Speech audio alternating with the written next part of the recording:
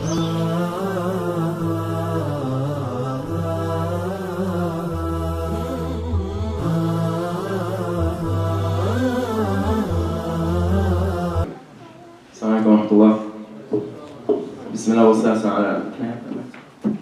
الله والصلاة والسلام على رسول الله وعلى آله وصحبه ومن والاه. رب اشرح لي صدري ويسر لي أمري واحلل عقدة من لساني يفقهوا قولي. اللهم لا سهلا إلا ما جعلته سهلا وأنت تجعل الحزن إذا شئت سهلا. I'm saying dua for ease and this microphone is killing me. اللهم علمنا ما ينفعنا وانفعنا بما علمتنا وزدنا علما إنك أنت العليم الحكيم. Say Ameen. Oh Allah, we ask you to increase us in knowledge and to bless us and to bless everyone in this gathering. And we ask you, Ya Allah, to unite us together to recite your holy book in the highest levels of Jannah. Ameen, Ya Rabb. Real quick, I just wanted to say Jazakumullah khair to the masjid here first of all, and to UKIM youth for organizing this tour. Alhamdulillah, the first time we did it, I had such an amazing experience. I learned so much from you guys, alhamdulillah. And like I said before, I'm not a scholar, not a sheikh, not a mufti, not a maulvi, not a maulana, none of that. I'm just a student learning from you guys, inshallah. But I learned some things, and I really would love to share them with you guys, that I learned from my teachers. And anything that I say that is incorrect is from me, and anything that benefits you is from Allah subhanahu wa ta'ala. Okay? I'm a very informal person. That's how I am, even in a professional career. I'm a very informal person. I dress like this to work sometimes, and I work in a corporate building. And part of my informalness is that I like to talk to the audience and they talk to me back. Is that something you guys can do? Yes? Yes, inshallah. Say yes, inshallah. Alhamdulillah. Allahumma tahir qulubana min al-nifaq wa a'malana min al-riya. Say Ameen. Oh Allah, we ask you to purify our hearts from hypocrisy and our deeds from riya, which is showing off or doing the deeds for the wrong reasons.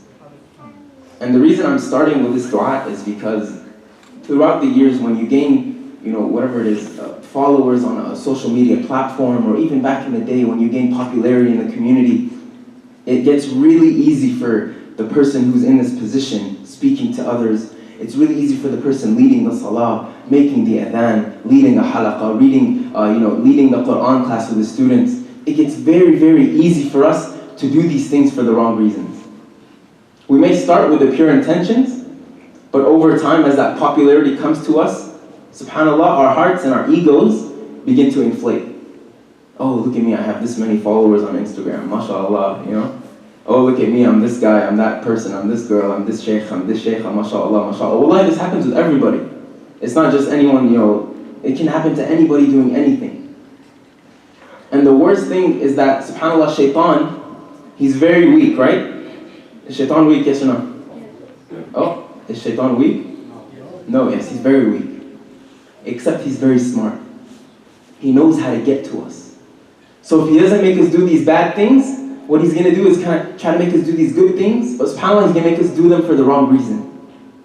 And what does the Prophet of Allah subhanahu wa ta'ala and sallallahu alayhi wa sallam, what does the Prophet say in an authentic hadith? إِنَّمَا الْأَعْمَالُ بِالنِّيَّاتِ. You guys know it. The number one hadith. Every action is judged by its intention. وَإِنَّمَا لِكُلِّ امْرِئٍ مَّا نَوَى. Every single person will only get what he intended for. And that part hits me harder than the beginning. Because a lot of times we do things just to hear the uncle say, MashaAllah, brother. Acha bacha, TK, things like that. We do things just to get that feedback and to inflate our egos. And subhanAllah, when we do these things to hear that MashaAllah, the only thing we're going to get is that MashaAllah. Allahu. The only thing we get is that praise. We don't get the fadl of Allah, the love and the mercy and the hasanat from Allah subhanahu wa ta'ala, because we've polluted these deeds with improper and incorrect intentions. So I ask Allah subhanahu wa ta'ala to purify our intentions and to constantly allow us to be those who renew our intentions on an every single day basis. Ameen, Ya Rabb. It's a continuous fight for us, especially for those involved in the masajid. We put together these blessed events, alhamdulillah. And at the end of the day, some of us go home with nothing. Allah. And the reason I'm talking about the intentions is because the theme of this tour has a little bit to do about Ramadan. It's about preparing for Ramadan. And what better way to prepare for Ramadan than to make sure you're focusing your niyyah on Ramadan. before this month comes in, a lot of times we're like, okay, I'm gonna get started and start praying on time in Ramadan. I'm gonna start going to the masjid in Ramadan. I'm gonna, pray namaz after like Qiyam al-Layl only in Ramadan. The intention should be that when Ramadan is coming to us, we're preparing for it as it's coming, just so that the habits that we obtain in this month of Ramadan, we carry them throughout the entire year. Do you guys agree? Yes. You know what I'm saying? Many times as soon as Eid comes, we put our nice outfit on, we eat our jalebi, and that's it. We're done. We don't come to the masjid anymore. Wallahi, it's so sad. SubhanAllah. Like, you guys see, does the masjid fill up in Ramadan with musallin and attendees, right? And SubhanAllah, the day of Eid, look at who comes to Fajr. Allahu Akbar. May Allah allow us to continue the habits that we obtain in Ramadan. And one thing that I really love in thinking about ibadah and the worship, one thing that I love that helps me with my mindset in my ibadah, and I'm not the best example, but one thing that helps me is learning to love Allah subhanahu wa ta'ala. How often do we sit in our homes, in our salawat, and we're like, Ya Allah, I love you. Ya Allah, purify my intentions. Ya Allah, I want to do my ibadah because I love you. Not because you forced me to, and you made it a pillar of the Islam, but I pray because I love you. And I want to be with you in Jannah. May Allah make some on that. And there's a beautiful hadith Qudsi, because we're running a little short on time. There's a beautiful hadith Qudsi that I love so much, and every time I hear it, like I get goosebumps. And it's just beautifully written and beautifully said. A hadith Qudsi is basically something that Allah subhanahu wa ta'ala said that isn't in the Quran. Make sense? Okay, so it's going to start, it's in Arabic, it's in Arabic. I'll say the Arabic in a little bit, little by little, and I'll translate it as I go. Is that okay? Alright. Yes? Bismillah. Okay. يا ابن آدم لا تخافن من ذي سلطان ما دام سلطاني باقيا وسلطاني لا ينفذ أبدا. O son of Adam, O you guys, us. Allah's talking to us. Imagine this conversation. Don't be afraid of these other powers and these other authorities. ما دام سلطاني باقيا. So long that my authority is here. As long as my authority is here, don't be afraid of anyone else. And my authority will never leave you. Allah. يا ابن آدم لا تخشى من ضيق الرزق وخزائن ملآنة وخزائن لا ينفذ أبدا. Allah. O son of Adam, O you guys here in Alumn Rock Masjid. O you guys. O us, O Mouadh, O Ammar, O Mikael. Don't be afraid of running out of your wealth, out of your sustenance. For my storehouses, where I keep the wealth that I give you, it's filled. And my storehouses will never empty out. Don't be afraid, O son of Adam. Allah. Allah. يا ابن آدم خلقتك للعبادة فلا تلعب. O son of Adam, I created you to worship me. So don't play around. Don't mess around. Don't waste your time. وقسمت لك رزقك فلا تتعب. And I split and allocated for you your rizq. فلا تتعب. Don't be tired. And don't think that this means don't be tired physically. Yani don't go to work. Allah said He gave me my rizq. It's coming, right? I shouldn't go to work, right? No, what it really means is don't tire your heart. Don't worry about the next paycheck. Oh man, the rent is due, the car payment is due, whatever it is, it's due, the kids' tuition is due. The check hasn't come in yet. Kids are hungry. Don't worry about that. لا تتعب. Don't worry your heart. فَوَعِزَّتِي وَجَلَالِي. I swear by my might and my glory. Imagine Allah swearing to you by Himself, the Most High. Allah. فَإِنْ رَضِيتَ بِمَا قَسَمْتُهُ لَكَ أَرَحْتُ قَلْبَكَ وَبَدَنَكَ.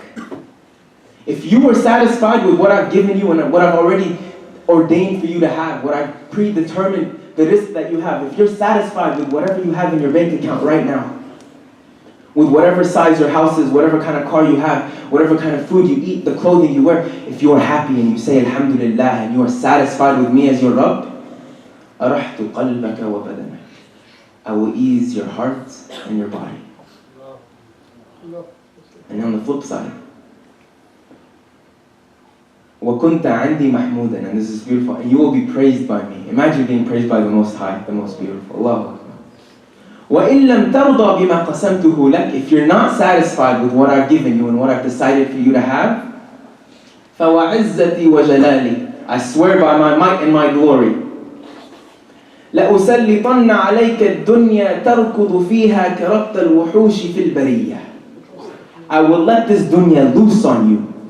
You will be running around in this dunya chasing the wealth and all of that stuff, just like the animals are running in the wild. ثم لا يكون لك منها إلا ما قسمته لك. And at the end of the day, while you're running and chasing the things in this dunya, and you're not satisfied with what I've given you, at the end of the day, you're still going to get what I asked for you to have from the beginning. Your wealth will never change. Whatever Allah wanted you to have will never change. يا ابن آدم خلقت السماوات السبع والأرض. O son of Adam, guys, I created the 7 heavens and the earth. وَلَمْ أَعْيَ بِخَلْقِهِمْ. And effortless. It was nothing for me. I wasn't even tired from doing it. He created everything we see. I said this yesterday. Imagine you're flying on an airplane and you're looking at the clouds and the trees and the mountains and all that stuff. So huge our minds can't even encompass. And the 7 heavens that we've never even seen, which is much bigger. It's like throwing a ring in the desert. And I wasn't even tired from all this. It was nothing for me.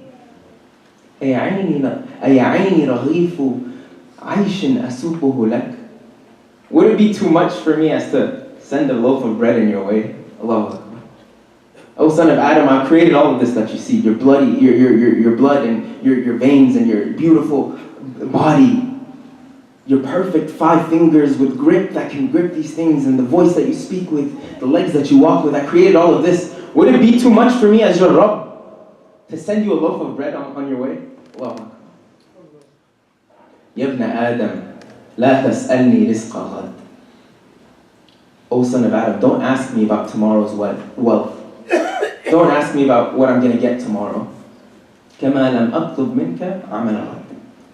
Just how I don't ask you for tomorrow's good deeds. Allahu Akbar.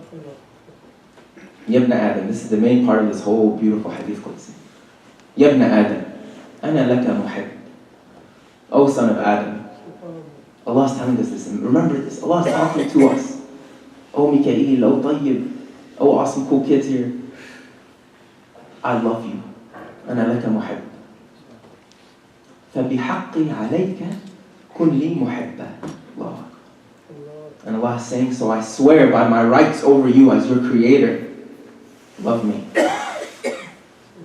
All of the ibadat that we do, every aspect of our life can be translated as a form of us loving Allah subhanahu wa ta'ala. Only if we approach them with the correct mindset.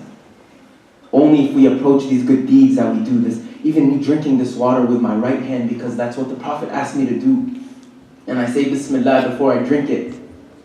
The fact that I'm hydrating myself is a form of ibadah. I'm taking care of my body. And I do these things just because I love Him the Most High. Who else deserves my love more than Allah subhanahu wa ta'ala? Think about what kind of love you have in your heart for your family, for your kids, for your husband, or for your wife, or for your property, your belongings. We love these things. Me, I got into a little accident a few months ago. I was depressed for the whole day. It was just a little scratch on my Honda Civic. I was so sad. But when we miss our salawat, how sad do we get? Oh, it's okay, I'll just make it up. Oh, it's okay, al-qada, right? It's okay. Shaykh said it's okay. Where's our priorities in our heart? Do we love ourselves and our materialistic, temporary things more than we love the Most High, the Most Beautiful? And the reason I'm talking about how we love Allah subhanahu wa ta'ala is because when this month comes, this is a perfect, flawless, amazing opportunity for us to help ourselves fall in love with Him, the Most Beautiful. And one of the best ways to love the Most High is to read the things that He says to us. One of the best ways to fall in love with our Creator is to read what He tells us in the surah. How beautiful was Surah Rahman? Just the way it's so poetically written, Allahu Akbar.